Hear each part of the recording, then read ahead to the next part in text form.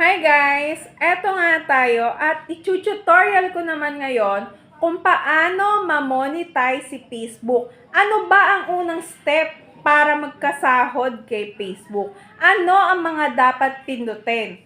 So, kailangan, bago tayo i-monetize si Facebook, meron tayong 1,000 na friends.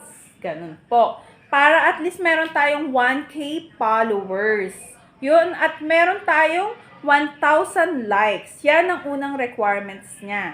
So, ngayon, eto, puntahan na natin at ituturo ko na sa inyo kung paano ma-monetize ni Facebook. Tuturo ko sa inyo paano ma-monetize si Facebook. Una, pupunta kayo sa inyong account. Ayan.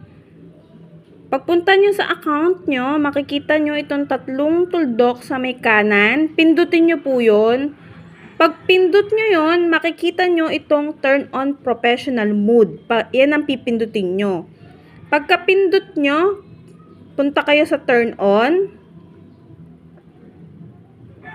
Then next. Kailangan naka-public kayo lagi. Dahil pag friends lang, hindi mamamonetize ang inyong mga video. Sayang ang video nyo. So, lagi nyong siyang pa-public. Next again. Then, ayan, basahin nyo lahat kailangan. Naka-public, confirm. Ayan, pwede na kayong kumita sa video nyo, tsaka sa mga photo nyo. Gamit ang star, yung mga bonuses na yan, yung ads. Sa ads po tayo malakas kumita. Then, next lang ulit. Next.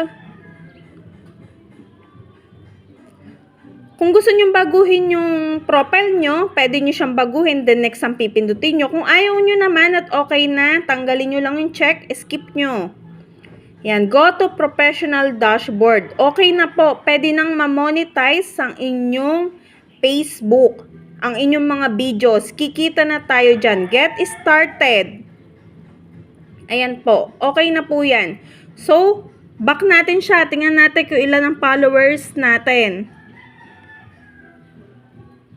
Ayan, meron na tayong 1K followers.